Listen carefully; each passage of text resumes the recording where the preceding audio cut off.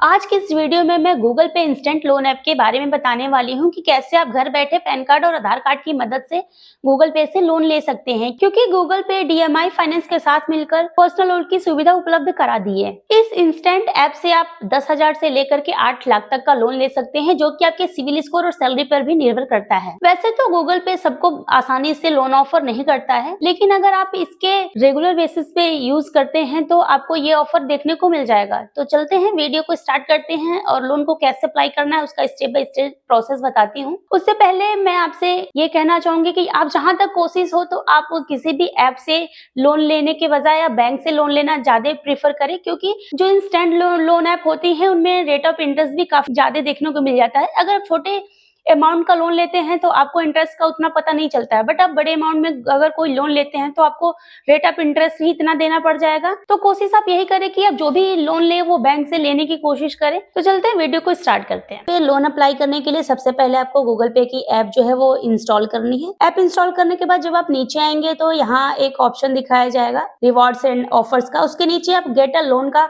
Option भी देखने को मिल जाएगा। इसके सामने एक अप्लाई नाउ का ऑप्शन दिख रहा है, इस पे आपको सिंपली क्लिक कर लेना है। क्लिक करने के बाद नेक्स्ट पेज पे कुछ इस तरह का आपको इंटरफेस देखने को मिल जाएगा। यहाँ आपको लोन अमाउंट बताया जा रहा है कि 10,000 से लेकर के आप 8 लाख तक का लोन ले सकते हैं इस ऐप के थ्रू। लोन का पीरियड टाइम भी आपको बताया जा रहा है 6 महीने से लेकर के 4 साल का, और मंथली ईएमआई जो है वो 1,000 से स्टार्टिंग है। रेट ऑफ इंटरेस्ट यहाँ पर आप 13.99% दिखाया जा रहा है। तो सिंपली आपको अप्लाई नाउ पे क्लिक कर लेना है। जैसे ही आप क्लिक करेंगे तो आपको अगले पेज के लिए रिडायरेक्ट कर देगा। अब यहाँ पर सबसे पहले आपको ईमेल आईडी इंटर करनी होगी। जो भी ईमेल आईडी आप इसके साथ इंटर करना चाहते हैं वो यहाँ पे ईमेल आईडी आपको इंटर कर लेनी है। नीचे अपना मोबाइल नंबर इंटर कर लेना है। उसके बाद से ओटीपी वाले पे क्लिक करके कंटिन्यू वाले ऑप्शन पे क्लिक कर लेंगे। अब यहाँ पर आपसे आपका पिन कोड पूछा जा रहा है। पिन कोड आपको वही डालना है जहाँ पे आप प्रेजेंट टाइम में रह रहे हैं। ऐसा नहीं है कि आप कहीं और रहे हैं और पिन कोड डालते हैं अपने परमानेंट एड्रेस का,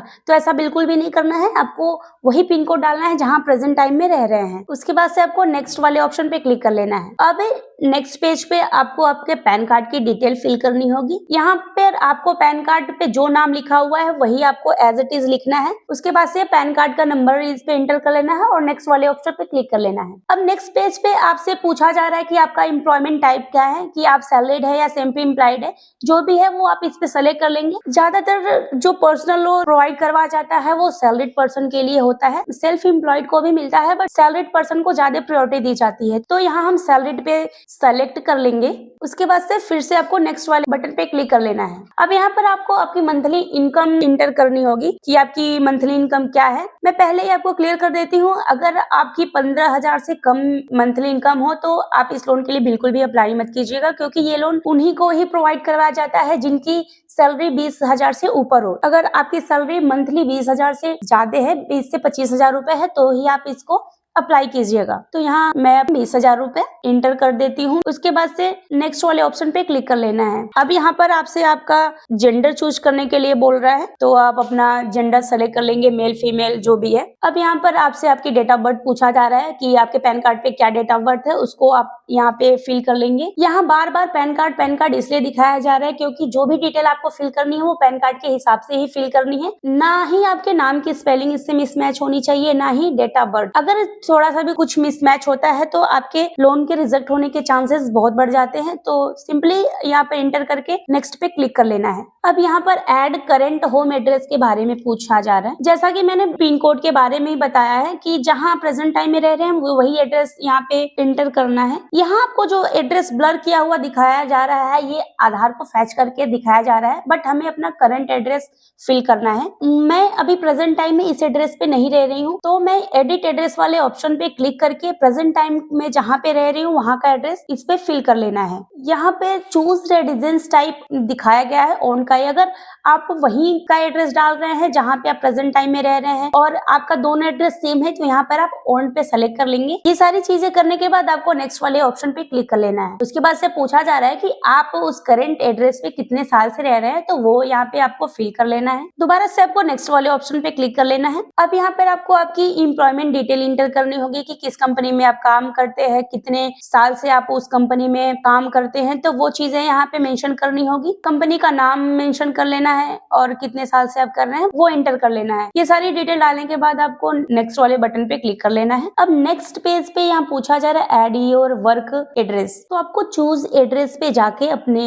वर्क का एड्रेस चूज कर लेना है। मान लीजिए आपका वर्क एड्रेस जो है वो दिल्ली है, तो यहाँ चूज एड्रेस पे जाके ऑटोमेटिकली देखिए यहाँ पे एड्रेस उठा रहा है। जो भी एड्रेस है वहाँ पे लोकेशन की मदद से भी आपको सेलेक्ट कर लेना और यहाँ पे ऐड कंप्लीट एड्रेस के ऑप्शन पे क्लिक करके आपको पूरा का पूरा एड्रेस जो है वो टाइप कर लेना है। यहाँ पर जो भी पूरा डिटेल आपका है एड्रेस का वो सारा एड्रेस फिल कर लेना है। उसके बाद से नीचे सेव एड्रेस पे क्लिक कर लेना है। सेव एड्रेस के ऑप्शन पे क्लिक करने के बाद नेक्स्ट पेज पे ये बोल रहा है ऐड योर वर्क एड्रेस, मतलब कि ये और डिटेल में आपके एड्रेस को वेरीफाई करना चाह रहा है। अगर सब कुछ ठीक है तो आप इसको सिंपली नेक्स्ट पे क्लिक कर लेंगे, अदरवाइज एडिट पे करके आप एड्रेस को चेंज भी कर सकते हैं। तो हम इस पे नेक्स्ट पे क्लिक कर लेते हैं। अब यहाँ पर आपसे add detail for your loan के बारे में पूछा जा रहा है, तो इसको ऐसे ही पूरा का पूरा 8 लाख सेलेक्ट कर लेंगे और नेक्स्ट वाले बटन पे क्लिक कर लेंगे। नेक्स्ट पेज पे टर्म एंड कंडीशन का पेज ओपन हो जाएगा, जहाँ पे सारी ही टर्म एंड कंडीशन को एक्सेप्ट करके और कंटिन्यू पे हम क्लिक कर लेंगे। क्लिक करने के बाद नेक्स्ट पेज पे थोड़ा सा लोडिंग का टाइम ले रहा है। यहाँ पर आपसे 90 सेकेंड वेट करने के लिए बोल रहा है, तो आपको थोड़ा सा वेट कर लेना है। लोडिंग होने के बाद नेक्स्ट पेज पे बोल रहा है कि जो भी आपने फॉर्म लोन के लिए अप्लाई किया है वो 1,25,000 लोन के लिए एलिजिबल है। मंथली EMI यहाँ 8,095 रुपए की बनेगी और लोन का टेन्योर पीरियड जो है वो 18 मंथ का है। तो ये सेलेक्ट करने के बाद रेट ऑफ इंटरेस्ट जो बन रहा है वो 19.9% बन रहा है पर ईयर का। यहाँ पर 20% दिखा रहा है रेट ऑफ इंटरेस्ट। तो अगर आपका सिविल ठीक ठाक रहेगा तो रेट ऑफ इंटरेस्ट आपको कम देखने को मिल जाएगा। तो सिंपली यहाँ पर हम नेक्स्ट पे क्लिक कर लेते हैं। यहाँ पर लोन की सारी डिटेल दिखा दिया है। लोन अमाउंट 1,25,000 है। फिक्स जो है वो 4,425 रुपए है। इसको माइनस करके जो आपको मनी रिसीव होगी वो 1,20,575 रुपए मिलेगी। आपका जो EMI का टाइम है वो भी 18 महीने बता दिया गया है। मंथली EMI का अमाउंट जो है वो 8,095 रुपए है। ये सारी चीजें अगर आपको सही लगती है तो कंफर्म लोन वाले ऑप्शन पे क्लिक कर लेंगे।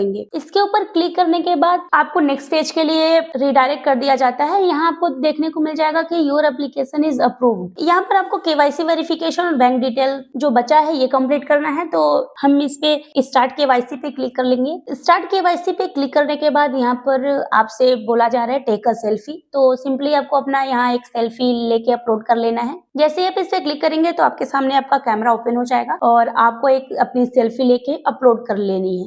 सेल्फी लेने के बाद आपको सबमिट वाले ऑप्शन पे क्लिक कर लेना है। अब अगले पेज पे आपको ई मैंडेट का काम बचा हुआ है। यहाँ पर आपको अपना आधार कार्ड का नंबर एंटर कर लेना है, कैप्चर कोड एंटर कर लेना है और नेक्स्ट वाले ऑप्शन पे क्लिक कर लेना है। ई मैंडेट का प्रोसेस हम इसलिए करते हैं कि मान लीजिए जो आपका लोन अमाउंट है वो आपके अकाउंट में तो चला जाएगा, पर जो हर महीने आपकी किस्त कटती है वो ऑटो डेबिट हो सके, इस वजह से ई मैंडेट का प्रोसेस करते हैं। यहाँ पर आपको लोन अमाउंट भी दिखाया जा रहा है। उसके बाद नेट बैंकिंग या डेबिट कार्ड किसी को भी सेलेक्ट करके ई मैंडेट कर सकते हैं। बैंक का नाम एंटर कर लेना है, अकाउंट टाइप सेलेक्ट कर लेना है, नीचे अकाउंट नंबर एंटर कर लेना है, IFSC code, account holder name. उसके बाद से आपको परमिशन देनी है कि इस बैंक से आपका पैसा जो है वो ऑटो डेबिट होता रहे। तो ये करने के बाद आपको अगले पेज पे बोल रहा है कि your loan is approve and on the way to your bank account. इस प्रोसेस तक आने के बाद आपके बैंक अकाउंट में पैसा आने में 1 से 2 घंटे लगेंगे। तो जब 1 से 2 घंटे के बाद जब अकाउंट में पैसा आ जाएगा तो कभी भी आप गूगल पे वाली लोन ऐप पे जाओगे और लोन वाले सेक्शन में जाओगे तो आपको कुछ इस तरह का इंटरफेस हमेशा देखने को मिलेगा, जैसे कि ये लोन अमाउंट 1,20,000 है और EMI जो दिखा रहा है वो भी अगर आप पे करना चाहे तो ऐप के थ्रू कभी भी आप इस EMI को पे कर सकते हैं। तो ये रहा गूगल पे इंस्टेंट लोन ऐप से लोन लेने का सिंपल सा प्रोसेस। जहां तक आप कोशिश करें कि आप जो लोन है वो बैंक के थ्रू ही लें। इनकेस अगर आपको बैंक से नहीं मिलता है तो भी आप सारे जो इंस्टेंट लोन ऐप है उनका कंपेयर कर ले और जिनका